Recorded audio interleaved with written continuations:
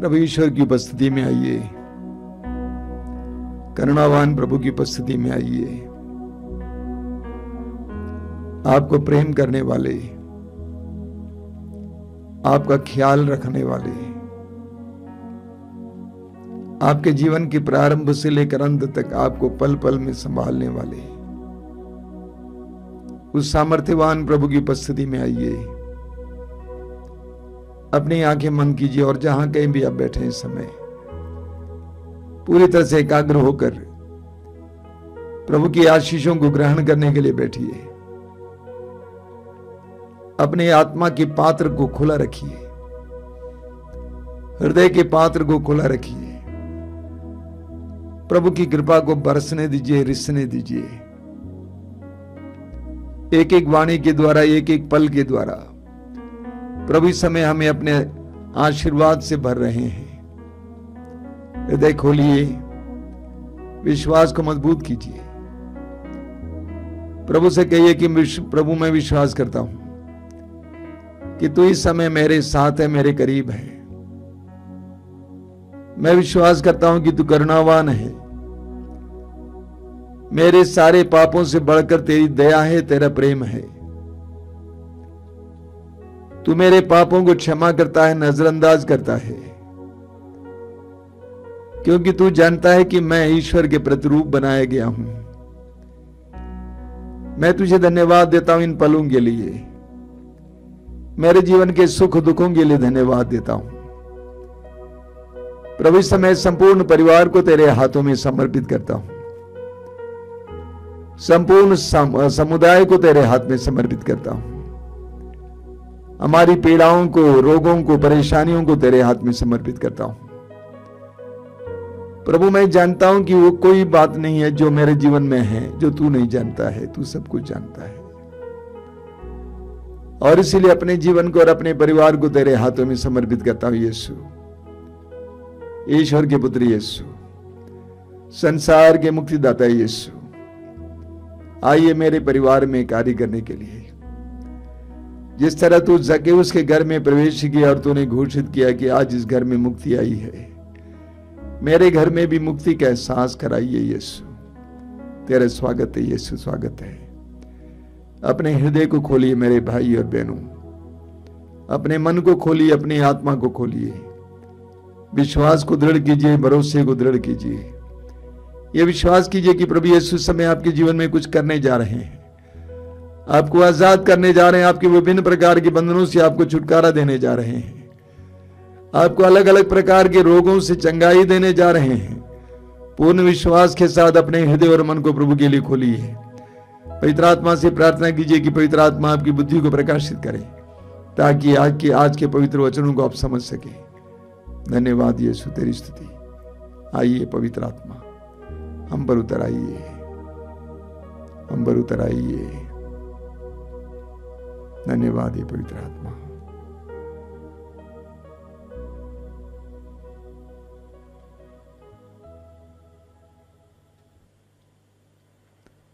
आंखें खोलिए मेरे प्रिय भाई और बहनों। प्रभु को धन्यवाद देता हूं कि प्रभु ने हमें उनकी सेवा में लगे रहने दिया है। प्रभु ने हमें अपना पवित्र वचन दिया है ताकि हम उसकी सेवा कर सकें। धन्यवाद देता हूं कि जीवन की व्यस्तताओं के बावजूद हजारों की संख्या में भाई बहन आज भी प्रभु के पवित्र वचनों को सुनते हैं, प्रभु के लिए समय निकालते हैं, आराधना में बैठते हैं। ये एक बहुत बड़ा अद्भुत कार्य है। इसके लिए मैं प्रभु को धन्यवाद देता हूं। प्रभु आप सबको आशीर्वाद दें और मेरा पूर्ण विश्वास है कि प्रभु आप सबको आशीर्वाद दे रहे हैं। मैं आपको बताना चाहता हूं कि पिछले सप्ताह की आंतरिक चंगाई की साधना में बहुत बड़ी संख्या में लोग आए थे, कम से कम 300-400 लोग आए थे और बड़ी भक्ति के साथ गहराई से उन्होंने प्रभु की आशीषें प्राप्त की। और प्रभु को धन्यवाद देता हूं कि प्रभु हमारे जीवन में कार्य करते हैं, आपके जीवन में कार्य करते हैं। हम जिस प्रभु पर विश्वास करते हैं वो जीवित प्रभु है, जिंदा प्रभु है। इस बात को भूलना नहीं चाहिए।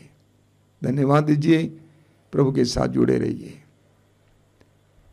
मेरे प्रिय भाई और बहनों, मैंने बहुत सारे ऐसे विश्वासियों को, मसीहों को देखा है जो भक्ति करते हैं, प्रार्थना करते हैं, इसके बावजूद उनके जीवन में प्रभु की आशीषें नजर नहीं आती हैं।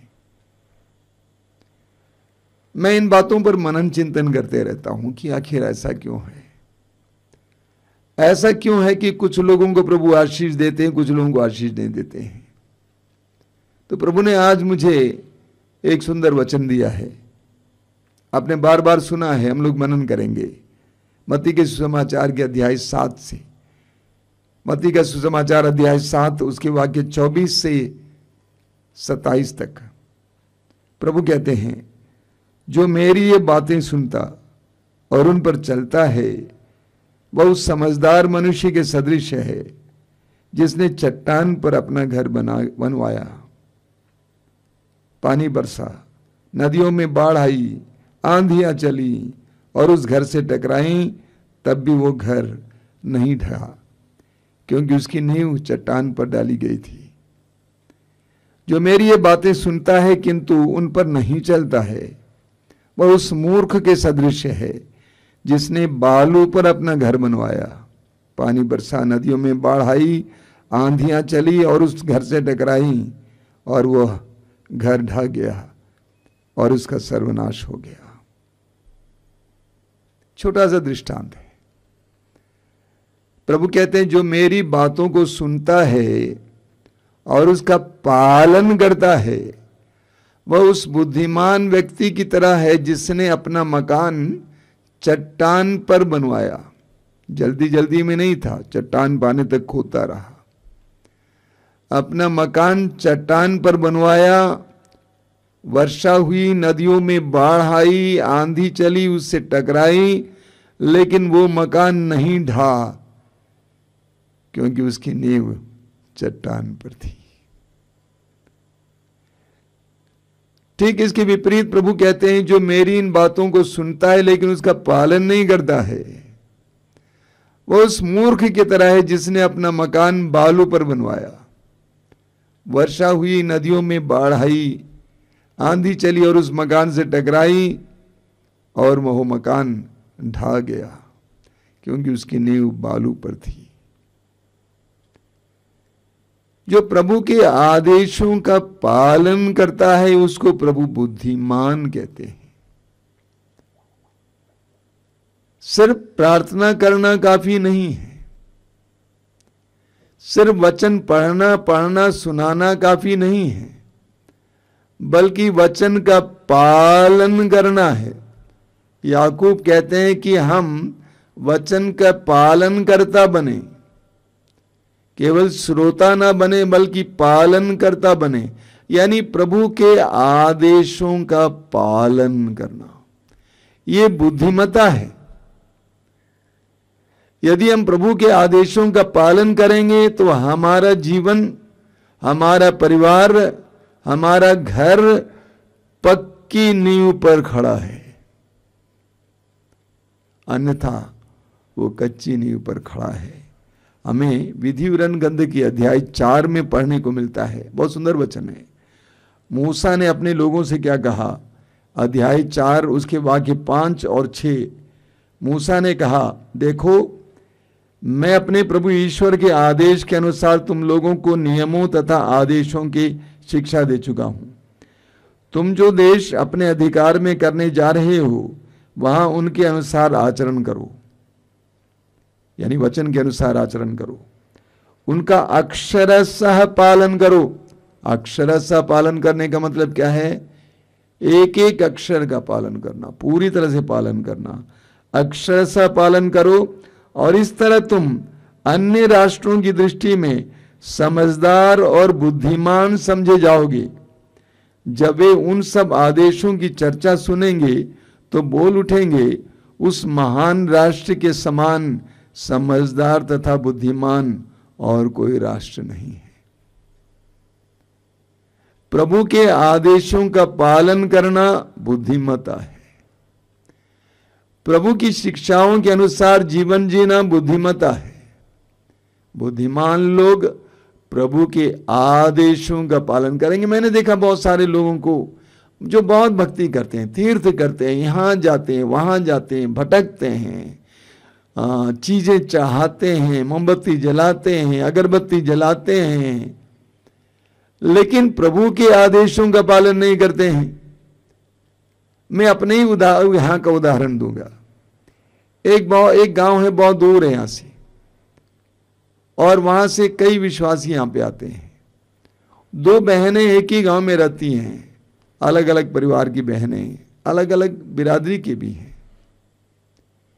वे दोनों लोगों की अगुवाई करते हैं, लेकिन दोनों एक दूसरे को क्षमा नहीं करते, दोनों के बीच में मेल मिलाप नहीं है। मैंने कई बार उनसे कहा कि बेटे मेल मिलाप करो, क्षमा करो, क्षमा मांगो, प्रेम से रहो। दोनों में मेल मिलाप नहीं है, दोनों प्रभु की आदेश का पालन नहीं करते। पेतरुस का पहला पत्र अध्याय 3 वाक्य 9 में पेतरुस कहते हैं, गाली के बदले गाली ना दें बल्कि आशीर्वाद दें, ताकि आपको आशीर्वाद मिले, विरासत के रूप में आपको आशीर्वाद मिले। लेकिन दोनों बहनें इस बात को मानने को तैयार नहीं हैं। बराबर आश्रम भी आती हैं, प्रार्थना भी चलाती हैं, प्रार्थना करती भी हैं, और दोनों परिवारों पर प्रभु की आशीष नहीं है। वे भक्ति करने को तैयार हैं, लेकिन प्रभु के आदेशों का पालन करने को तैयार नहीं है। मत्ती के सुसमाचार की अध्याय 5 उसके वाक्य 19 में प्रभु यीशु क्या कहते हैं? मत्ती का सुसमाचार अध्याय 5 वाक्य 19 में प्रभु कहते हैं, जो उन छोटी से छोटी आज्ञाओं में एक को भी भंग करता है और दूसरों को ऐसा करना सिखाता है, वह स्वर्ग राज्य में छोटा समझा जाएगा।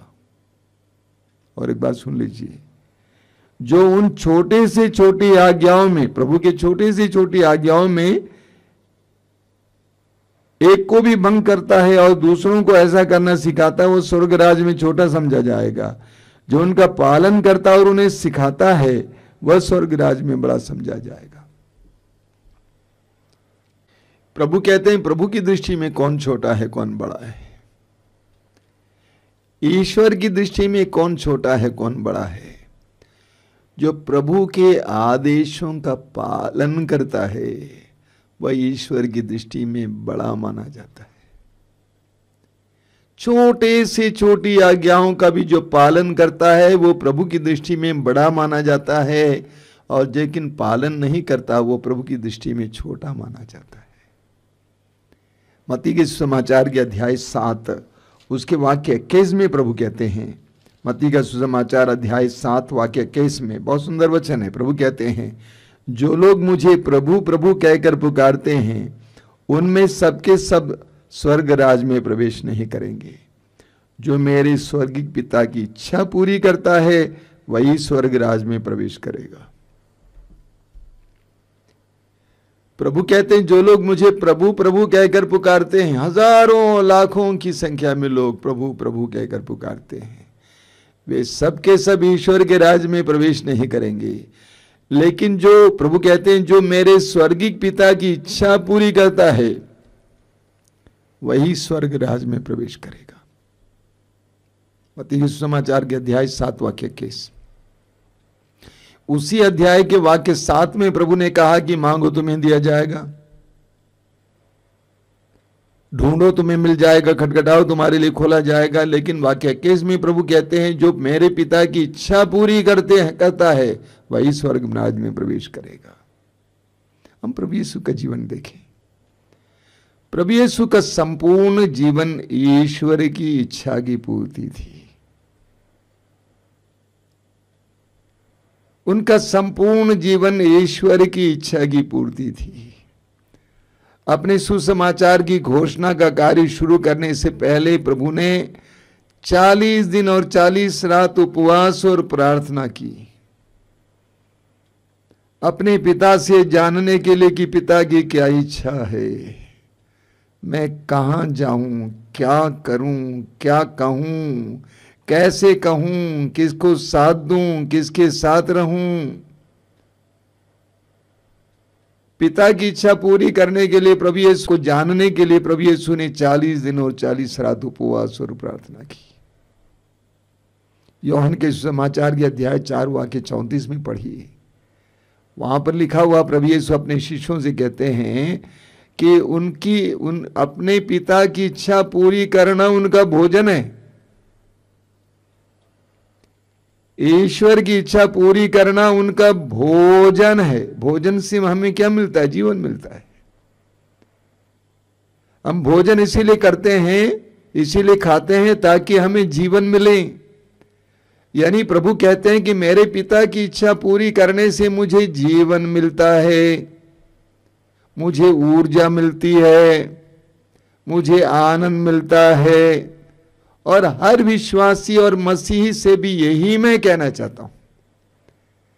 प्रभु के आदेशों का पालन करने के से, प्रभु की इच्छा पूरी करने से हमें जीवन मिलता है। प्रभु कहते हैं क्षमा करो, और क्षमा करना आसान नहीं है, बहुत कठिन होता है। लेकिन जिस समय आप प्रभु के उस आदेश का पालन करेंगे, आपको प्रभु से आशीष मिलेगी, कृपा मिलेगी, ऊर्जा मिलेगी, जीवन मिलेगा।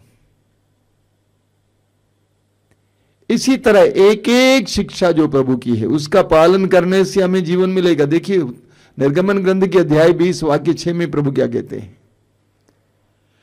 निर्गमन ग्रंथ अध्याय 20 वाक्य 6 में प्रभु कहते हैं, जो मुझसे प्यार करते हैं और मेरी आज्ञाओं का पालन करते हैं, मैं उन पर 1000 पीढ़ियों तक दया दिखाऊंगा। कितनी बड़ी प्रतिज्ञा है। प्रभु कहते हैं जो मुझसे प्यार करते हैं और मेरे आदेशों का पालन करते हैं, मैं उन पर 1000 पीढ़ियों तक दया दिखाऊंगा। न केवल तुम पर दया दिखाऊंगा, तुम्हारे बच्चों पर, उनके बच्चों पर, उनके बच्चों पर, उनके बच्चों पर। यानी प्रभु कहना चाहते हैं कि मुझसे प्यार करने वाले, मेरे आदेशों, मेरी शिक्षाओं का पालन करने वाले कितने अनुग्रहित हैं कि कई पीढ़ियां उस आज्ञाओं के पालन के कारण आशीष के पात्र बन जाएंगे। जब आप प्रभु की शिक्षाओं का पालन करते हैं, न केवल आपको बल्कि आपके आने वाली पीढ़ियों को प्रभु की आशीष मिलेगी।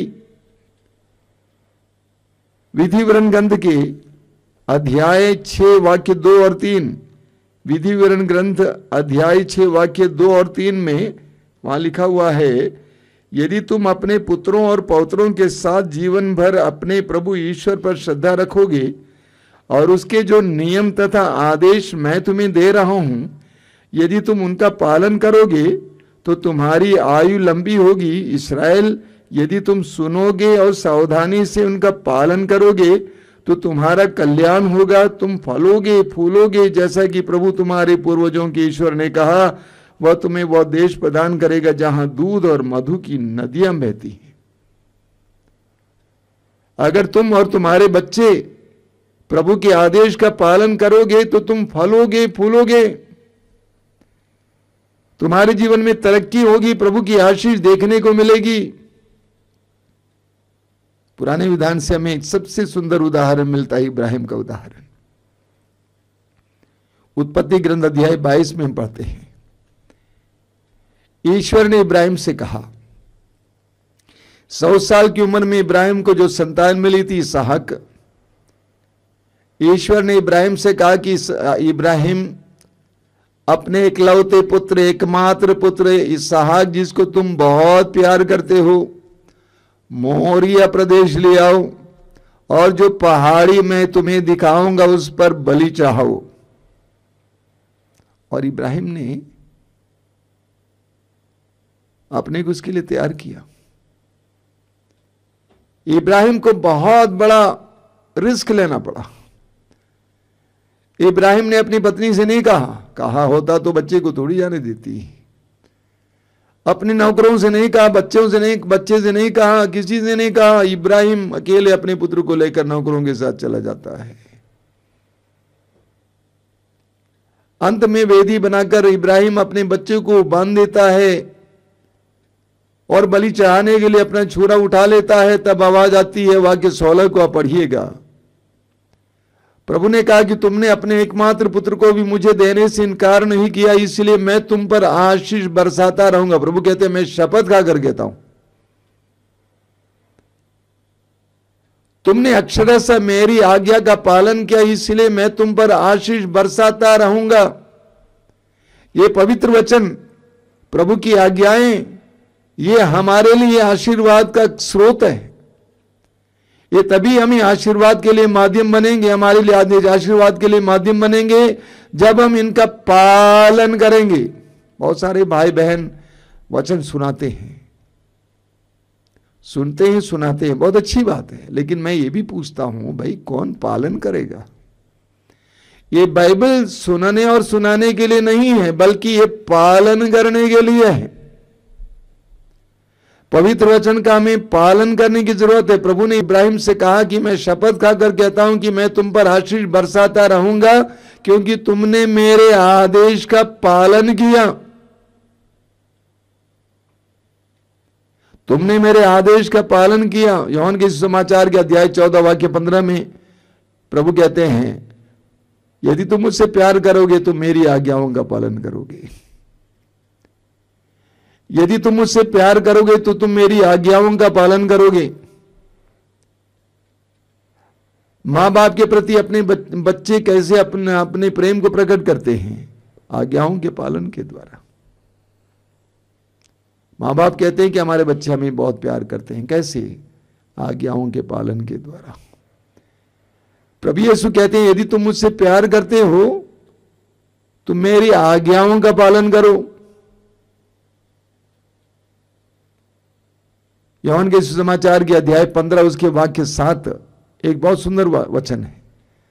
प्रभु कहते हैं, यदि तुम मुझ में रहोगे और मेरी शिक्षा तुम में बनी रहेगी तो तुम जो चाहे मांगो वो तुम्हें दिया जाएगा।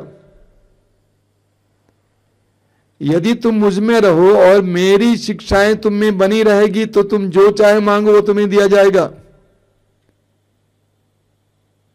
यानी यदि तुम मेरे साथ जुड़े रहोगे प्रार्थना में, विश्वास में, और मेरी शिक्षाएं तुम में रहेंगी, यानी तुम मेरी शिक्षाओं के अनुसार जीवन जियोगे, तो तुम जो चाहे मांगो वो तुम्हें दिया जाएगा। ये आज हमारे लिए एक महत्वपूर्ण मंत्र है। प्रार्थना करने वाले, भक्ति करने वाले इस मंत्र को सुन लें। प्रभु कहते हैं यूहन्ना अध्याय 15 वाक्य 7 में, यदि तुम मुझ में रहोगे और मेरी शिक्षा तुम में बनी रहे तो तुम जो चाहे मांगे वो तुम दिया जाएगा। तो प्रभु चाहते हैं कि हम भक्ति करें, प्रभु से प्रेम करें, प्रभु के पवित्र वचनों को सुने। उसके साथ साथ प्रभु ये भी चाहते हैं कि प्रभु के वचनों का पालन करें। जो भी वचन है, प्रभु के आदेशों का पालन करना आसान नहीं है, कठिन है। इब्राहिम के लिए ईश्वर के आदेश का पालन करना आसान नहीं था, कठिन था। अपने एकमात्र पुत्र 100 साल की उम्र में ईश्वर ने उसको दिया था। उस एकमात्र पुत्र को भी बलि चढ़ाने के लिए तैयार होना क्या एक इंसान के लिए संभव है? कठिन सी बात है, लेकिन इब्राहिम उसके लिए तैयार हुआ। कभी कभी हमें भी ऐसा त्याग करना पड़ता है। ऐसा कि कहा जाता है कुछ पाने के लिए कुछ खोना पड़ता है।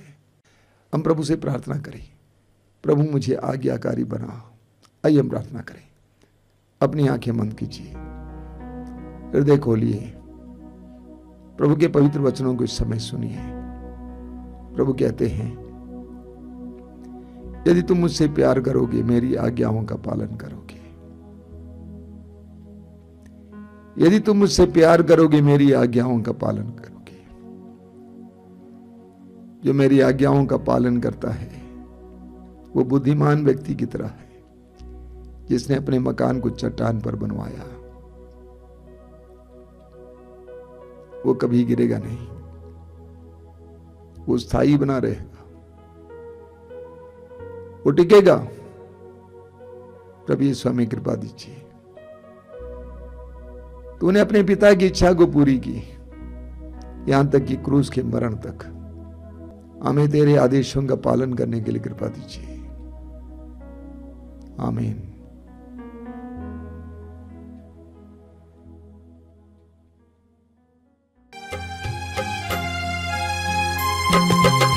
पिता परमेश्वर, सुत प्रभु ईश्वर, पावन आत्मा ईश्वर, तेरी स्तुति हो, महिमा गान हो, तेरी प्रशंसा भी हो। पिता परमेश्वर, सुत प्रभु ईश्वर, पावन आत्मा ईश्वर, तेरी स्तुति हो, महिमा गान हो, तेरी प्रशंसा भी हो। आराधना आराधना आराधना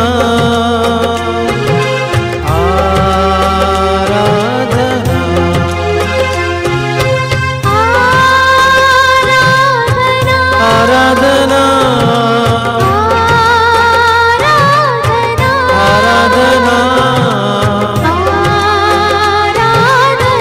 आराधना आराधना।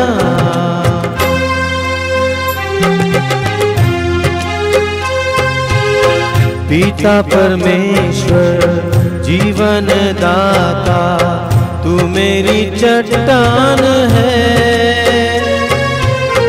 तू मेरा बल है, तू मेरी ढाल है, जीने का आधार है।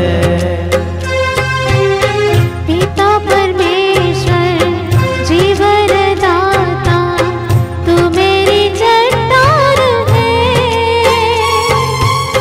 तू मेरा बल है, तू मेरी ढाल है, जीने का आधार है। आराधना आराधना आराधना आराधना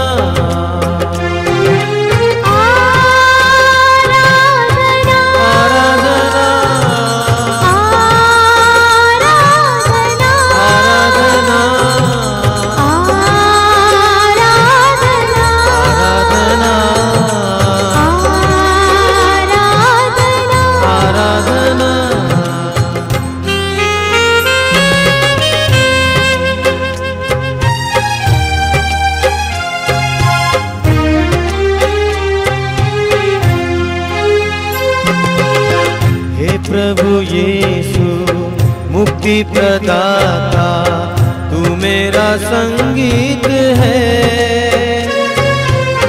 तू मेरा मीत है, तू मेरा गीत है, सब कुछ तू ही तो है।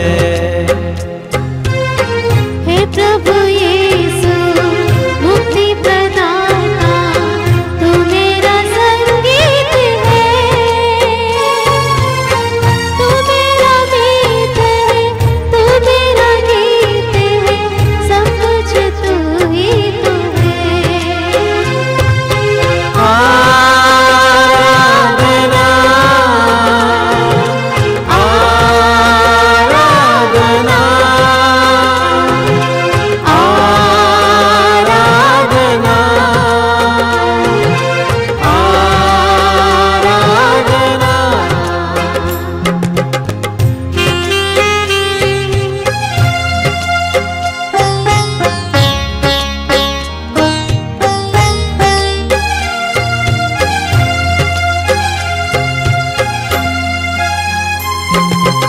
पावन आत्मा, शांति प्रदाता, तू मेरा आनंद है, तू मेरा ज्ञान है, तू मेरा प्राण है, मेरा सहारा तू है।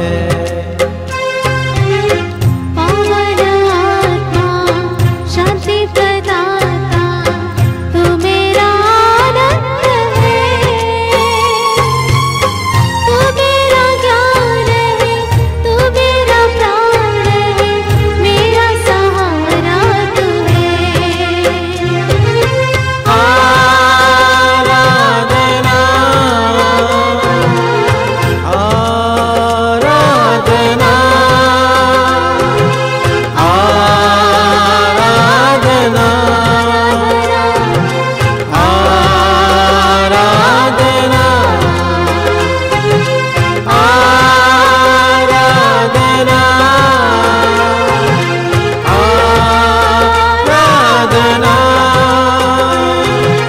आराधना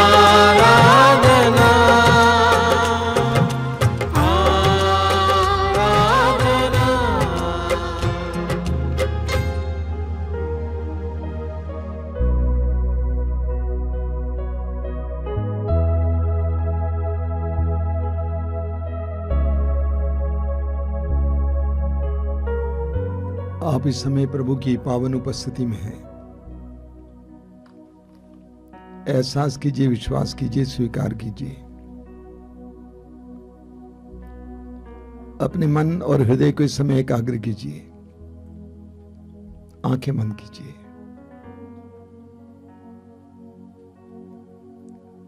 स्वर्ग और पृथ्वी का प्रभु आपके करीब है, आपके पास है। इस पवित्र संस्कार के द्वारा प्रभु ने अपने आप को आप और मेरे लिए एक दान स्वरूप दिया है। प्रभु की उपस्थिति को इस समय अंगीकार कीजिए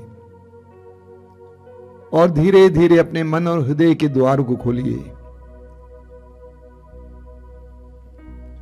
प्रभु की कृपा के लिए,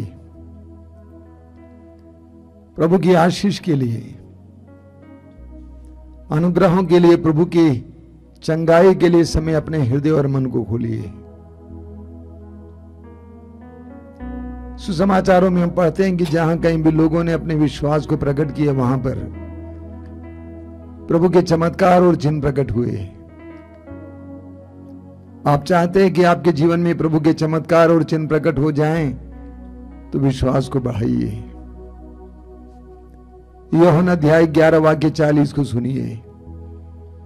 प्रभु कहते हैं, यदि तुम विश्वास करोगी तो तुम परमेश्वर की महिमा देखोगी। यदि तुम विश्वास करोगी तो तुम परमेश्वर की महिमा देखोगी। मार्कुस अध्याय 9 वाक्य 23 प्रभु कहते हैं, विश्वास करने वालों के लिए कुछ भी असंभव नहीं है। लूकास अध्याय 17 वाक्य 6 में प्रभु कहते हैं, यदि तुम्हारा विश्वास राई के दाने के बराबर भी होता और तुम इस शहतूत के पेड़ से कहते उखड़कर समुद्र में लग जाओ, वो तुम्हारी बात को मान लेता। मार्कुस अध्याय 11 वाक्य 24 में प्रभु कहते हैं, प्रार्थना में तुम जो मांगते हो विश्वास करो तुम्हें मिल चुका है और वो तुम्हें दिया जाएगा। अपने विश्वास को इस समय मजबूत कीजिए, दृढ़ कीजिए।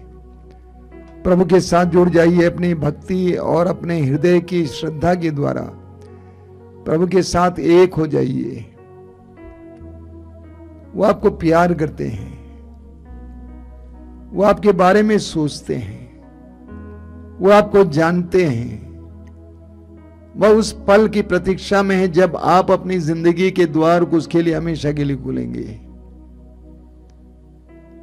वह उस पल की प्रतीक्षा में जब आप ईमानदारी से प्रभु के पास आएंगे, प्रभु को पुकारेंगे।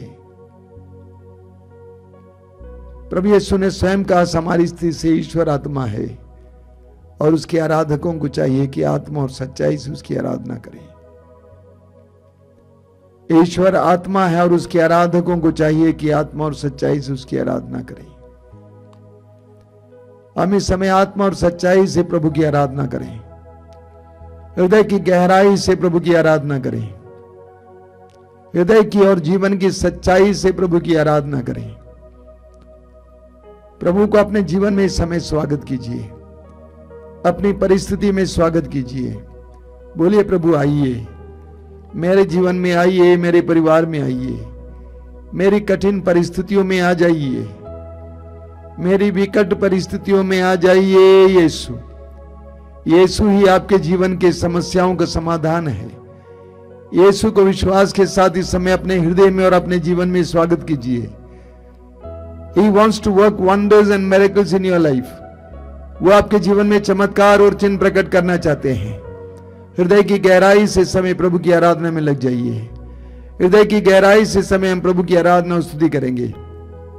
कृपया मेरे पीछे दोहराते जाएंगे। Hallelujah, hallelujah, hallelujah, hallelujah, hallelujah, hallelujah, hallelujah, hallelujah. हे जीवित प्रभु, हे जीवित प्रभु, मैं तेरी आराधना करता हूँ। मैं तेरी आराधना करता हूँ। सारी सृष्टि के साथ, सारी सृष्टि के साथ, सारे जीव जंतुओं के साथ, सारे जीव जंतुओं के मैं साथ तेरी आराधना करता हूँ। मैं तेरी आराधना करता हूँ। सारी मानव जाति के साथ, सारी मानव जाति के साथ मैं तेरी आराधना करता हूँ। मैं तेरी आराधना करता हूँ। सभी राष्ट्रों के लोगों के साथ सभी राष्ट्रों के लोगों के साथ मैं तेरी आराधना करता हूँ। मैं तेरी आराधना करता सभी हूँ। स्वर्गदूतों संतों के साथ सभी स्वर्गदूतों संतों के साथ मैं तेरी आराधना करता हूँ। मैं तेरी आराधना करता हूँ। मेरे परिवार के साथ, मेरे परिवार के साथ, परिवार के सदस्यों के साथ, परिवार के सदस्यों, परिवार की समस्याओं के साथ परिवार की समस्याओं के मैं साथ तेरी आराधना करता हूँ। मैं तेरी आराधना करता हूँ। तेरी महिमा हो, तेरी महिमा, तेरी आराधना हो। तेरी आराधना तू हो। सर्वोच्च है, तू सर्वोच्च है, तू पवित्र है, तू पवित्र है, तू पावन है, तू पावन है, तू महान है, तू महान है, तू सर्वशक्तिमान है। तू सर्वशक्तिमान है। हालेलुया,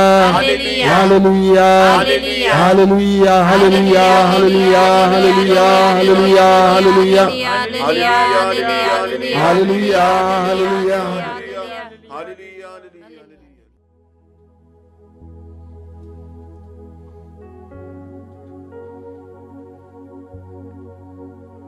हम बड़ी भक्ति के साथ इस समय पवित्र रक्त के अभिषेक के लिए प्रार्थना करेंगे। हमारे घर पे, हमारे परिवार पर, हमारे परिवार के हर एक सदस्य पर प्रभु यीशु के दिव्य शरीर और रक्त के सामर्थ्य से, प्रभु यीशु के पवित्र रक्त के अभिषेक के द्वारा विभिन्न प्रकार के बंधनों से आजादी मिले, रोगों से चंगाई मिले। बड़ी भरोसे के साथ, बड़े विश्वास के साथ इस समय हम इस प्रार्थना में भाग लेंगे। हम उस गीत को गाते हुए गाएंगे। अभिषेक दीजिए, अभिषेक दीजिए, पावन लहू का अभिषेक दीजिए।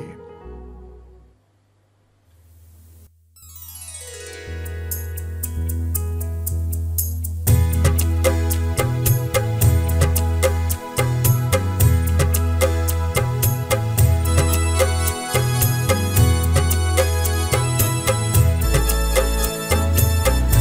दीजिए, अभिषेक दीजिए, पावन लहू का अभिषेक दीजिए। अभिषेक दीजिए, अभिषेक दीजिए, पावन लहू का अभिषेक दीजिए। अभिषेक दीजिए, अभिषेक दीजिए, पावन लहू का अभिषेक दीजिए। अभिषेक दीजिए, अभिषेक दीजिए, पावन लहू का अभिषेक दीजिए। पाप अधर्म से भारी है धरती, पाप मिटाने अभिषेक दीजिए। अभिषेक दीजिए, अभिषेक दीजिए, पावन लहू का अभिषेक दीजिए। युद्ध और विनाश का अंधेरा है छाया, शांति दिलाने अभिषेक दीजिए। अभिषेक दीजिए, अभिषेक दीजिए, पावन लहू का अभिषेक दीजिए। जकड़ा है मानव पापों के जाल में, बंधन तोड़ने अभिषेक दीजिए। अभिषेक दीजिए, अभिषेक दीजिए, पावन लहू का अभिषेक दीजिए। अश्लीलता का बादल घनेरा पवित्र करने अभिषेक दीजिए। अभिषेक दीजिए, अभिषेक दीजिए, पावन लहू का अभिषेक दीजिए। पाप मिटाने, शाप मिटाने, पावन लहू का अभिषेक दीजिए। अभिषेक दीजिए, अभिषेक दीजिए, पावन लहू का अभिषेक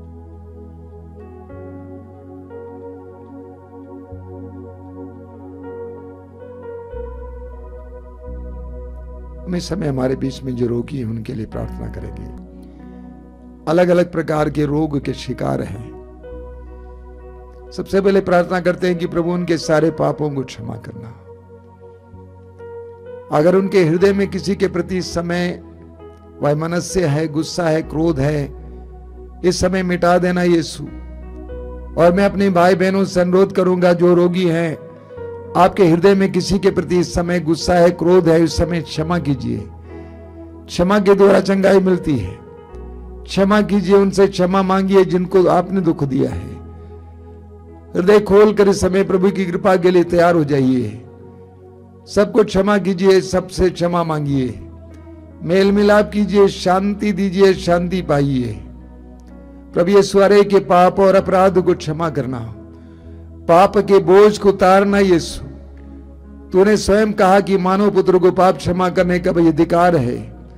यीशु एक एक भाई बहन को समय विभिन्न प्रकार के पाप के बंधन से छुटकारा देना। यीशु सबसे पहले पाप के बंधन से आजाद करना यीशु, और उनके रोग के बंधन को खोलना यीशु। जहां भी गड़बड़ियां, उन सारी गड़बड़ियों को तू जानता है। तो वैद्यों का वैद्य, डॉक्टरों का डॉक्टर है। हे यीशु, एक एक रोगी जो इस समय इस कार्यक्रम में भाग ले रहे हैं, तेरे हाथ में समर्पित करते हुए उनके लिए प्रार्थना करता हूं। उन पर दया करना, उनके पापों को क्षमा करना, तेरे पवित्र रक्त की योग्यता और शक्ति के द्वारा उनके हर प्रकार के बंधन को खोलकर उनको आजाद करना, स्वतंत्र करना। आइए हम एक साथ प्रभु की स्तुति और आराधना करते हुए प्रार्थना करेंगे। Hallelujah, hallelujah, hallelujah, hallelujah. यीशु के परम पावन नाम पर, यीशु के शक्तिशाली नाम पर, हर तरह के रोग से, पुराने से पुराने रोग से, गंभीर से गंभीर रोग से इसी वक्त आजादी मिले, चंगाई मिले, आजादी मिले, चंगाई मिले, आजादी मिले, चंगाई मिले। Hallelujah, hallelujah. यीशु के नाम पर, यीशु के पवित्र रक्त की शक्ति से आजादी, आजादी, आजादी, आजादी, आजादी, चंगाई, चंगाई, चंगाई, चंगाई, चंगाई, चंगाई। Hallelujah, hallelujah, hallelujah. हम बड़ी भक्ति के साथ इस समय प्रभु की आशीष पाएंगे।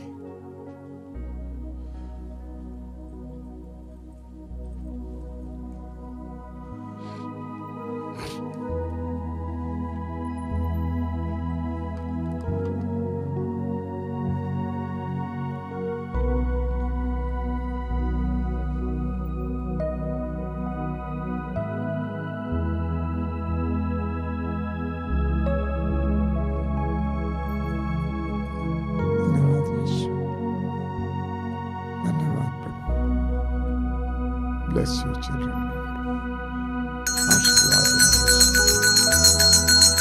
आशीर्वाद आशीर्वाद आशीर्वाद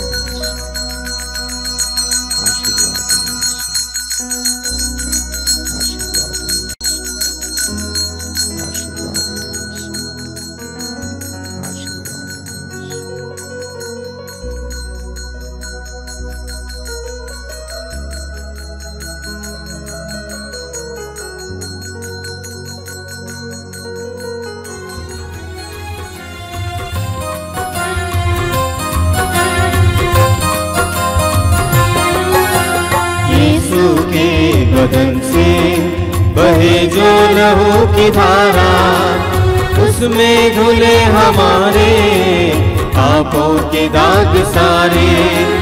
यीशु के बदन से बहे जो लहू की धारा,